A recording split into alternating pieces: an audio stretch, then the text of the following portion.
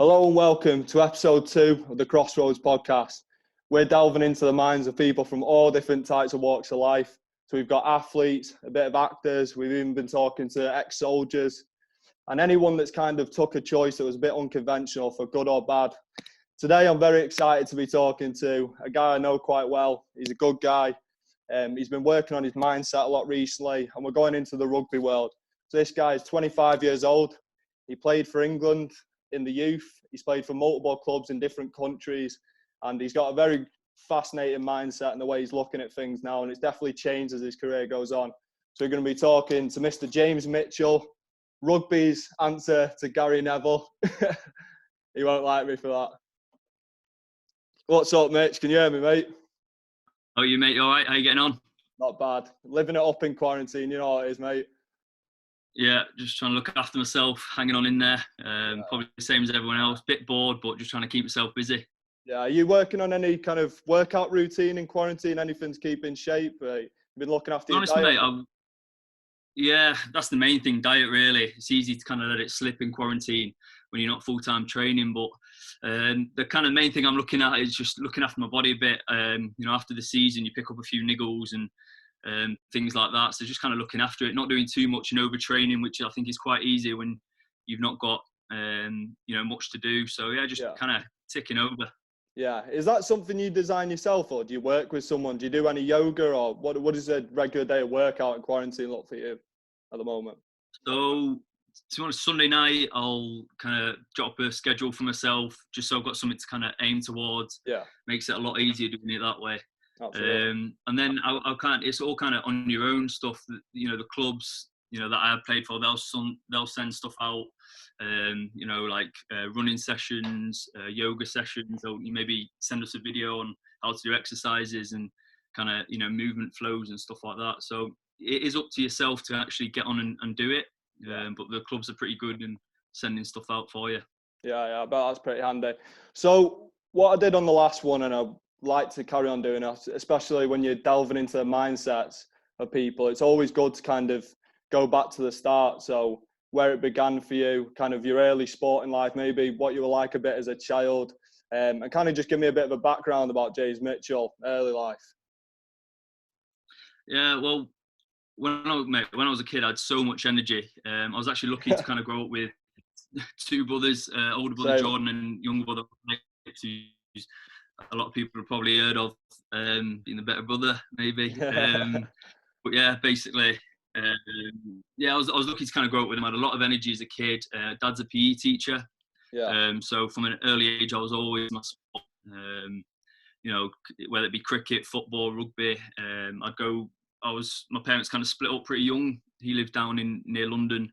So when I go visit him, it would be his sport, whether it be cricket, like I said, rugby, just different things, just kind of help on the way, especially like kind of burning some of the energy I had as a kid. Yeah. So obviously you mentioned your brothers there, and your brother Alex is playing for Northampton as well, and he's a good rugby player. Was there kind of a rivalry, or kind of did you get him into rugby when you were younger? How's that like relationship between you? He always, to be fair, so he would have picked up rugby a little bit earlier than I did, just because he'd be training with my team. Obviously, I'm 2 years older than him, so whenever I was training, he'd get dragged along to the sessions and either train with us or kick a ball around on the side. But there's not much rivalry. I've always wanted him to do as well as he can, which he has kicked on. He's always been competitive with me. Yeah. But he's a good player, to be fair, and it's nice to have that kind of link with your brother. Yeah. I'm very grateful that I've got someone to kind of bounce off, share ideas and kick a ball around with at the end of the day. I think that's a huge thing for me growing up, is having someone, kind of hone your skills in with, kick with, and it's, you can say it's rivalry, but we're just quite competitive, as all brothers are, really. Yourself. Yeah. You've got two brothers, haven't you? I have. I'm in the same situation. I'm the youngest of the two, and you mentioned with Alex kind of getting dragged along to your training session. A similar thing happened with me. Like when I started golf, kind of playing with my brother's friends who were older, stronger, obviously, a lot more mature and a lot more kind of mentally stable, if you want to put it that way. In terms of as you get older, you get a bit more kind of set in your ways. But obviously, having your brother to lean on in the same kind of career, you know, when you go into the different clubs, and you're only a couple of years older than him, so I think he'd very much value kind of your advice and your input. So obviously, me and you went to the same school. A bit of backstory, and I was about 3 years younger than you, and I knew obviously you as an athlete because you were quite well known in the school as kind of being very good at rugby. Almost a bit arrogantly known to some people, and you were very confident, and you were very. Was that something that was kind of being young and you were kind of putting on a show, or did you kind of, because you were so good at the sport and because you were so dedicated, did that give you a bit of extra confidence at that age? Oh, mate, well, it's just kind of that thing, you know, big fish, small pond sort of thing. When I left school, I had to grow up very, very quickly because I finished my college course on the 14th of June, and on the 15th of June, I was training with Sale Sharks in pre-season. Oh, wow. And our first session was, we had to run 4 1,200 metres with 2 minutes in between. So you run 1 1,200 metre, rest 2 minutes, and then do that 4 times. So I had to grow up pretty quickly and realise that, like you said, like I was probably a bit overconfident in school. You know, and it's just one of those things when you, as an 18-year-old, and you're playing with people like, so like I was playing with Cipriani, Cueto, you know, like household rugby names. You do have to grow up pretty quickly and snap out of that kind of mindset of, you know, being a bit overconfident, which was probably a good thing for me. It's probably what I needed to do, instead of like, the big thing is, and this is where I've kind of changed recently, is my mindset's had to change where you can't rely on talent, especially when I kind of first went to Sale. A lot of people will be like, yeah, very talented, but you've still got to work hard. Like, talent will only get to you, you know, a certain kind of area, which is, you know, that was a big learning curve for me. Just kind of when I first came into Sale, how hard the pros that have been there for 10 years, people think that, you know, you hit pro and then that's where you stop, but it's not at all. You've still got those. I played with a lad called Peter Stringer, and he, in terms of extras and stuff like that, he would be, you know, on top every day, pushing me to do my extras, you know, and keep kind of pushing that ceiling higher and higher. Yeah, definitely. And I think, as you mentioned there, obviously you were very confident as a kid, and I almost think it's necessary to be a bit too confident as a kid, because you know what school's like. If you're almost not that confident and everyone's firing jokes around, sometimes you're at the butt end of it and sometimes you're the one firing the jokes, and you almost find a lot of the athletes that made it were the guys who kind of put themselves on a pedestal and almost rose above all that. And then, as you say, once you become pro, you do have to kind of eat a bit of humble pie, and it is almost a better situation to be around people who are a bit better than you or a bit further along in their career. So obviously that transition for you played England, I think, under 17s, under 18s and under 20s. Is that right? Yeah. And then obviously going from that level where you're playing with your age groups, going to pros where you're playing with lads who are 30, obviously guys like Danny Cipriani who are much further along in their career. What was that transition like for you? How did you manage that? Yeah, like I said, tough, mate, because you're competing with people in the country like your own age. So in kind of like physical development wise, I dealt with it pretty well, because, you know, all the kids are my age. So obviously you have some kids that have developed quicker than others. I've never been the biggest lad. But like, you know, you'd manage, and then going from that into the senior training was a huge step up. And I realised that, especially in rugby, it's a mentality. Probably early on, my mentality into, you know, contact and stuff like that wasn't where it should be. I knew pretty quickly that I'm going to have to chuck myself in a few tackles and you know, kind of, and stuff like that. But that was the big thing, just adjusting to the physicality of it all. Going from, you know, I think England 20s, played in the World Cup out in Italy, and it's just, you know, unbelievably quick game. And then you come into the Premiership and it's not as quick because people are a lot heavier, but the physicality is right up there.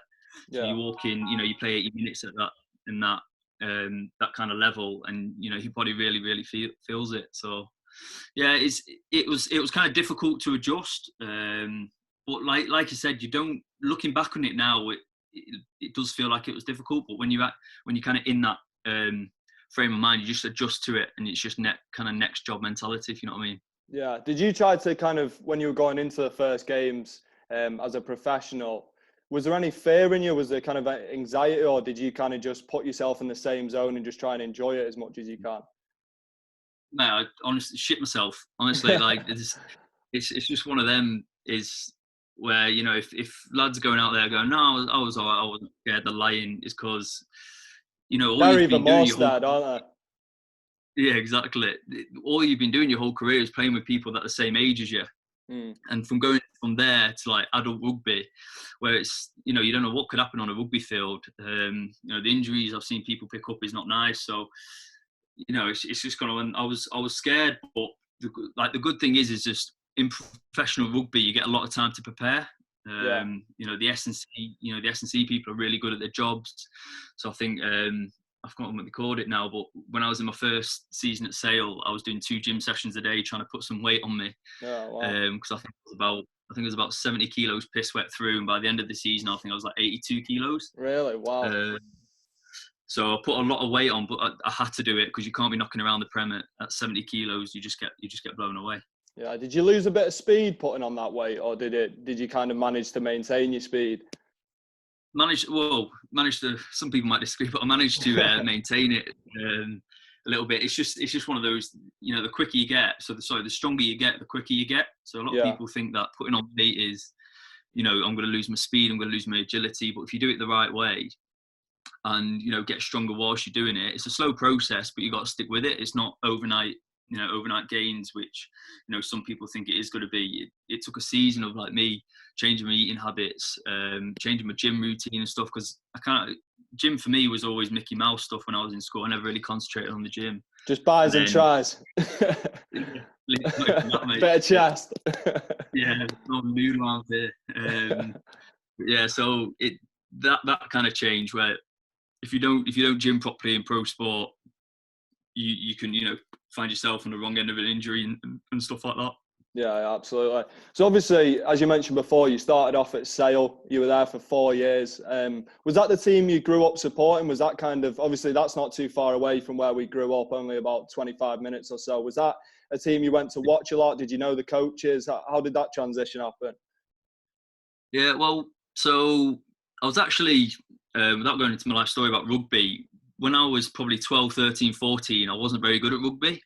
Really? But my skills were all right. So I always had like a decent pass, a decent kick. And then it was kind of under 15s where I'm trying to look back on it now. It's just because I did so many skills when I was younger, it was starting to pay off when I was like 15. Yeah. And it wasn't that I've just got lucky and I made a break. It was that from when I was 2 years old to 15, I was doing loads and loads of skills with my little brother out in the park and stuff like that. And then kind of under 15s, I got selected for Cheshire and then came through the Sale Sharks ranks. Yeah. Which is a good thing because it's obviously local professional rugby. It's the nearest team to me. But I was always going down to watch Sale games, support them. So yeah, kind of signing for them first off was pretty cool for me because when you're 16, 17, I didn't really think it was possible. Like it's in the back of your mind, I could be a rugby player and stuff like that. But when I kind of got 18, that's when it became a bit more of a reality. Yeah, okay. And obviously at Lim High School is notorious for rugby. I wasn't much of a rugby player, as you can tell. I'm a bit of a stick. I was a pretty quick winger though, don't be started. But obviously Len Davis at Lim, Mr. Atherton, and obviously players like Ross Harrison came through. He also played for Sale Sharks. Did that kind of help you kind of form a path in your mind? Obviously speaking to guys like Len Davis and Mr. Atherton, who are quite notorious in rugby and very well respected, and then seeing lads like Ross Harrison actually come from our school and make a career out of it. Did that help you believe in yourself when you got a bit older?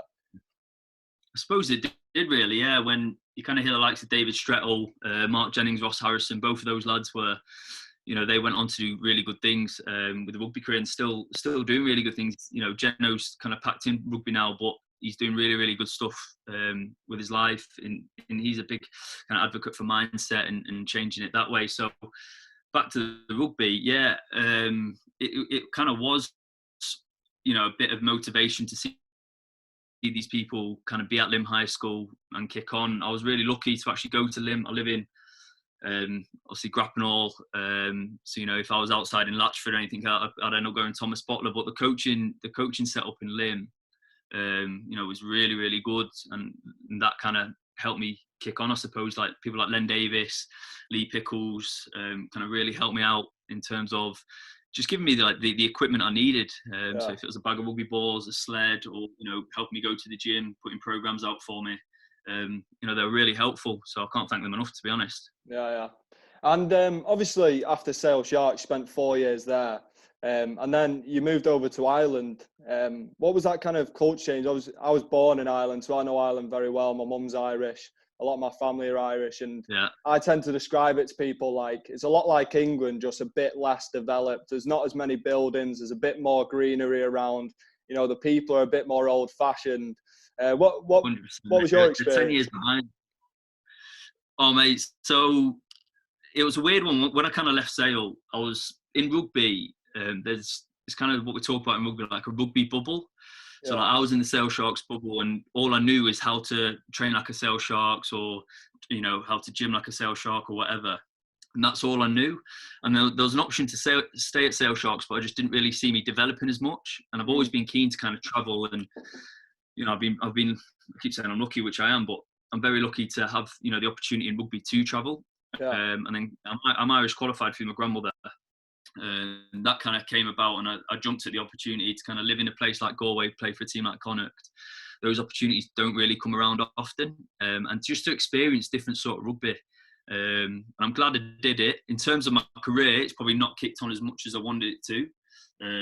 But in terms of like my kind of life experience and stuff like that, it was awesome out there. Like you said, mate, they're like 10 years behind. We're still driving like banged out 2008, Toyota Yaris's, but mate, they're good people out there, and they're really, really welcoming. That's the one thing I found about Ireland. From the first couple of weeks I was there, they were really welcoming towards me. Yeah, absolutely. So yeah, I enjoyed it, mate. Yeah, and obviously going over there, there's going to be a slight culture change, obviously where you're living. But in the dressing room and kind of how the lads were and how they trained and their attitude towards the game, was it similar to Sale Sharks, or did you find almost the culture even went into the dressing room? Mate, to be honest, I found Connacht more professional than Sale Sharks. In terms of how they kind of run their S&C department from their rehab, which is obviously kind of looking after your body, your joints and stuff like that. So when I kind of went to Connacht, I had to kind of realise quickly that, it's a bit more professional. I have to be kind of on my game that little bit more. And there's a load of little subtle differences. There was a lot of kind of local lads there. Yeah. And how proud the Irish are to kind of play for their province. I realised that pretty quick. The crowd out there is pretty awesome to play kind of out there, just because they go absolutely crazy. Any home game when they're playing interprovincial games, it's pretty crazy. So there's a lot of differences. Probably the main one is probably how professional Connacht was. It was kind of that next level. Yeah. Obviously everyone's seen it in the UFC with Conor, but anyone who knows Ireland, it's not very surprising how mad the fans go and how passionate they are and how much they get behind. It's a very kind of tribal place, and they're very proud to be Irish. Did you find you almost fed off the energy a bit more in games? Did you enjoy playing the games a bit more because the crowd was so hyped up, or did you find it a bit distracting at the beginning? Oh no, you can never get distracted, especially if it's your home crowd. You can never get distracted by it, to be honest. I've had a few games in France where we've been the away team, and that's when you get distracted, when the away fans are calling you big nose in the crowd and all that sort of thing. That's when you get distracted. But in terms of like home crowd, you never get distracted by that. It does really give you a spur on. To be fair, I know it sounds like a cliche, but it's when you're playing for kind of a home crowd and they're making that sort of noise, it does really spur you on. And I've never known anything like it in Ireland, to be fair. They really, really get behind the team. Even when you're kind of going down after the game for a few pints and stuff like that in the main street, the people there they're still going mental at say if you won a couple of hours after the game. Yeah, man. So obviously after Ireland, you transitioned to, was it Northampton you went to there, or was it Japan? Yeah, no, Northampton first. Yeah, where your brother was at Northampton at that stage, wasn't he?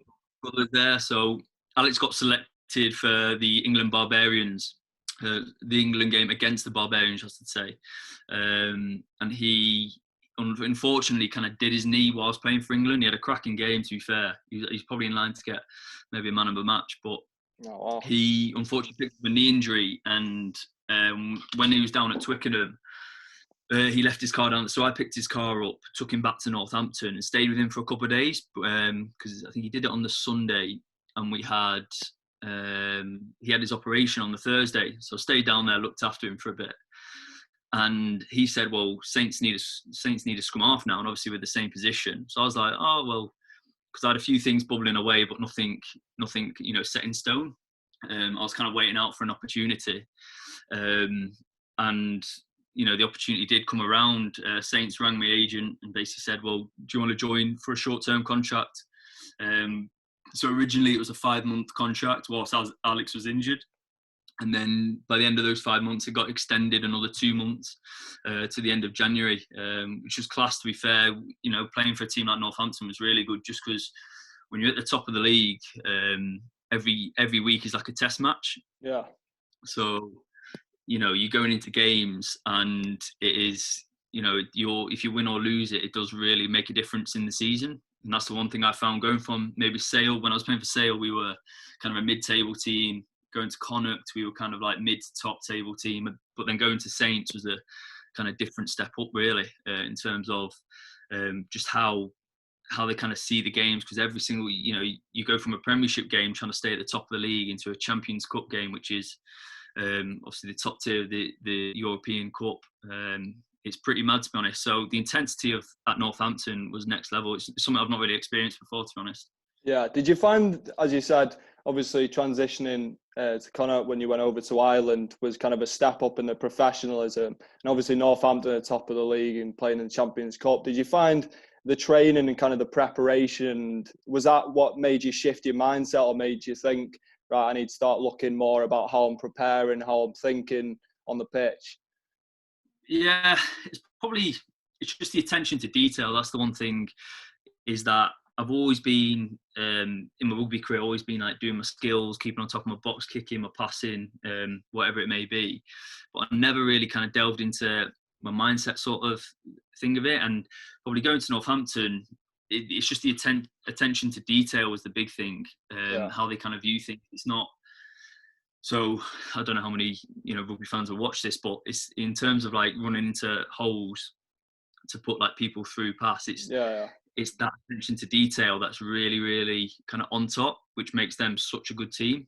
And that's kind of the big thing. I've always been, when I was younger, I'd probably look at other players that I'd either be training with or playing against and seeing how they were doing things. Yeah. So like I'd always look at, I don't know, say Peter Stringer, Mike Phillips, and see how he'd be doing his training or how he'd prepare for games.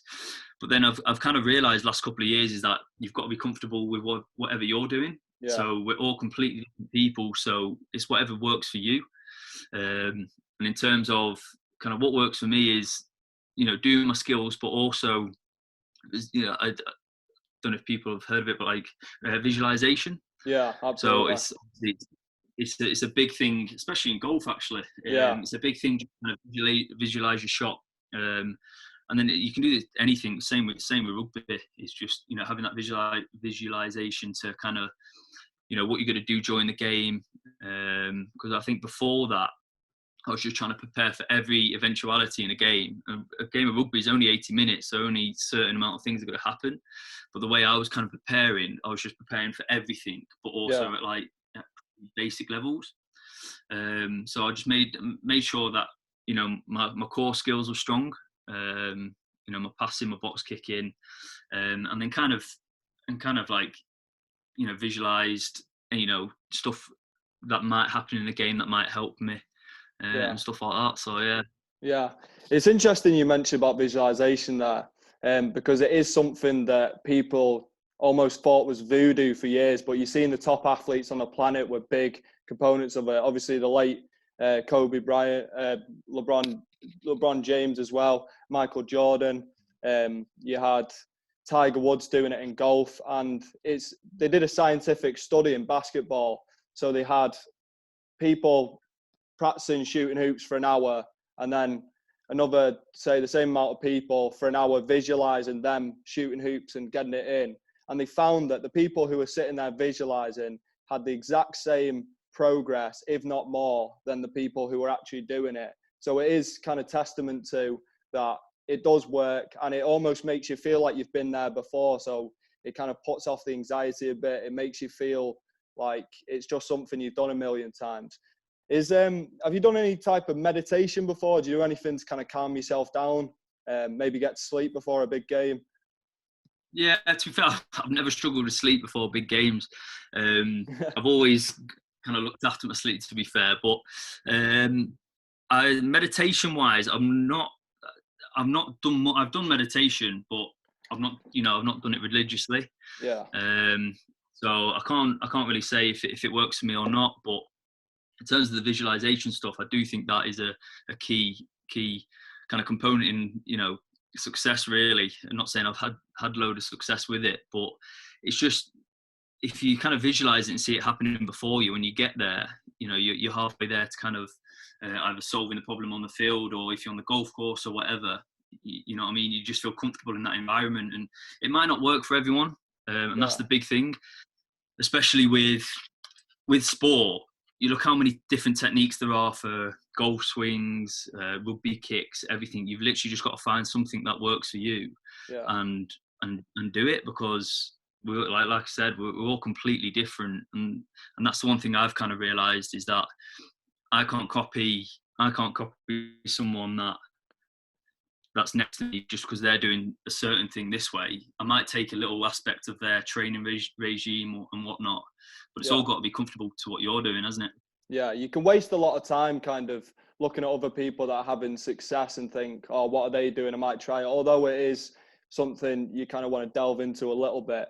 But obviously visualization, I was reading a book recently, it was really good. I'll send it over to you, and they were saying it improves kind of the mind and body connection. And it's been proven in the gym as well. If you focus, say you're doing bicep curls as an easy example, if you focus on your bicep, there's a certain percentage more that you'll actually gain. So it's interesting, you obviously, at this stage in your career, it's a good time to kind of realize all these things, because a lot of people don't realize it until after their career, when they're listening to kind of the top players and what they're doing. So yeah, I think that'll benefit you if you stick with it long enough. Yeah, hopefully. Anyway. Yeah. So obviously going forward in your career, you mentioned briefly when we were on a phone call before that you went to Japan after Northampton. What was that experience like? Obviously that got cut short with the craziness of the world today, but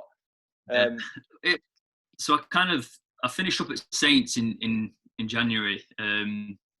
So Alex kind of got back fit, so he booted me out the back door. But no. So I finished up at Saints kind of end of Jan. I was looking around. I wasn't massively like in a rush to get a place. I kind of wanted to like make sure like the place I was going to next was either right for my development or right for my kind of rugby, because you can jump into a lot of things pretty quickly, can't you? So I finished up at Saints, and I was having a look around, and then this kind of team in Japan said, well, come out for a bit, and if we like you, we'll kind of keep you on. So I went out there for, I think it was 4 weeks or a couple of weeks anyway. But like, there was some experience, like I was training with them and I'd have a translator with me. So obviously I can't speak a lick of Japanese. So I'd be running around the field, and they'd all come to huddle, and I'd have a translator come in and translate what they were saying for me, which is, it's just a ridiculous experience. Like, I'm so glad I kind of did it. I was a bit wary at the start. Obviously, kind of when you're going out there and it's different country and stuff like that, different language, but like the Japanese culture, they're very very kind culture. So I got made to feel welcome, pretty quickly. But like I said, it was just a different experience, different. I'm kind of grateful to have that experience to go out there and play rugby out there, just because it's kind of different to what I'm used to, which is, I think it's massive for any like kind of young aspiring sports person. I would say to them that you've kind of got to go out and try, even if it's for a couple of weeks, and if it doesn't work out, it doesn't work out. But it's just getting those different kind of experiences and stuff like that. Yeah. It's just key to development. Yeah. So obviously you've been to Ireland before, you've been away from home, but I imagine when you go to Japan, my dad recently moved to China, worked there for a bit, and he was saying the biggest transition was, say if you're in Spain or you're in France or something where they speak a different language, you can translate kind of a sign on your phone, you can go on Google Translate, but when the alphabet's completely different and kind of the culture's different, did you almost feel like you're in a parallel universe there? Oh man, yeah, like, absolutely. So I was living just about an hour outside Tokyo in a place called Abiko. And me trying to get a train into Tokyo to do a bit of sightseeing was, honestly, it was like Mission Impossible. Trying to break down codes and stuff like that. But it's all part of the experience, isn't it? Yeah. So yeah, it is pretty nuts. Luckily, we've got things like Google Translate now, so that helped me out a lot there. I just literally go up and show people my phone, and they're like, okay, it's over there. So obviously, in the future, you played for England when you were younger. Is that something you're aspiring to do? Is it something that you kind of look at as kind of the peak that you want to get to in the future? Yeah, I suppose I'm probably not worrying about that at the minute. I'm not kind of desperate to to kind of play for England as in a way, but it's anyone that plays rugby, you want to play for your country. So it was good playing for kind of England age group stuff, like the experience I had there, just kind of going to South Africa with the 18s, going to Italy, with the under 20s, and we got to the World Cup final. It was really good experiences, but at the moment I'm probably just kind of focusing on like the team I'll be playing for next year. Yeah. Like England, there's so much competition, so if you have your sights set on that all the time and kind of you might lose track of other things. So at the minute probably not, but obviously like it's a goal of anyone's to kind of play for their country, isn't it?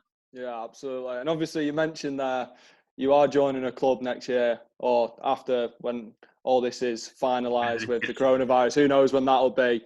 Obviously you mentioned you can't reveal the team before we went on.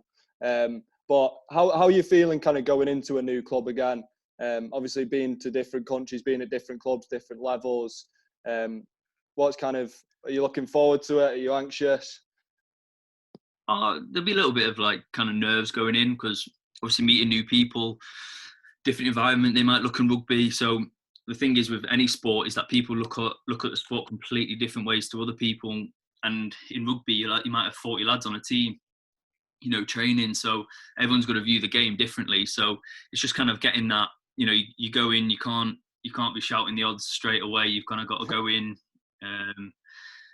that sort of thing. Kind of go in, just, have a relaxed approach about it. But it's more excitement than anything else. If you go into things nervous, you're not going to get the best out of it. You're not going to kind of live the experience as much as you wanted to. So yeah, I'm just excited, mate. But obviously with this whole thing going on, it's just a weird kind of mindset. Yeah. Rugby in sport in general, really. Rugby's never been a financially strong sport. Yeah. So we'll see when we come to the end of it. We'll see where rugby's at. But mate, I'm excited. It should be good. Like the team, I signed for. They kind of said I'll be getting regular game time, which I've not really had during my career. I've played, but I've not had a consistent week in, week out playing, which is tough to kind of be in the team one week, not in the team next week, and not get a run of games, because that's what you need, especially as a young sports person. You need that run of games to kind of get experience, because you can't replicate, match play, can you? No, not at all. And obviously you mentioned that how difficult it is coming in and out of teams. I imagine a lot of young footballers have that experience. obviously when they're coming through and early on in their careers, if they're at big clubs especially. Obviously you've been at Northampton, you've been at Sale, you played in Ireland, so you played at the top level of the game. How difficult is it 1 week if you feel like you had a good game, maybe didn't get the ball as much as you like, maybe didn't execute the things you'd like to execute, and then kind of being left out and thinking, when am I going to have my chance again? Mate, yeah, it's tough, to be honest, because Monday to Friday you put so much into it. So it's, you know, people probably kind of look at, you know, sports people, well, you're doing your hobby every day. It's, you know, how can you be annoyed or angry that you're not playing? You're still doing your hobby every day. But it's all, what I say, it's kind of all relative to what you're going through. So, it's all perspective, you know, isn't it? Exactly, all perspective. So the big thing is that, you know, from Monday to Friday, that's what I live and breathe. So I'm comparing my situation to everyone else around me. So it's tough, mate, because, you know, when you compare yourself with like, you know, the same position as yourself, it's a competition kind of day in, day out. So it is when you don't get picked and you feel like you can be doing, you know, a better job than maybe the person that's picked ahead of you. It is tough, because then when you get down to, you know, have your opportunity, there's, you know, quite a lot riding on it. And that's the big thing I'd say, is that you try not to overthink it, because I've 100% gone into games where it's been my opportunity so I've not played in about, you know, 5 or 6 weeks, and then all of a sudden I get this opportunity kind of, and then before you know it, and you can probably see it in the Premier League a lot, is like, you know, a young lad gets the opportunity and they've not had it in a while, but they just want to try to do everything, so they just look eager. And that's probably the one thing I've realised with age, is that you can't go into a game being over eager, otherwise it's not natural. You just end up either, you know, fizzing a pass too wide, or you know, overcooking something. It's just one of those things that you've got to stay relaxed and just be patient with it, because if you're not patient and you start getting angry, you'll just get yourself into a spiral. Obviously you mentioned that you'll be playing a lot more. I think by the sounds of it, that'll be great for you, getting a chance to regularly showcase your skills. And I think whenever someone does have regular, they call it in boxing or MMA ring rust, when someone's not fought in a little while, and then you get something called the yips, where they start overthinking simple tasks, and I think it can really start spiraling. And obviously if you're playing regularly, you can start showing what you can do, and you can move up that way rather than obviously being in and out.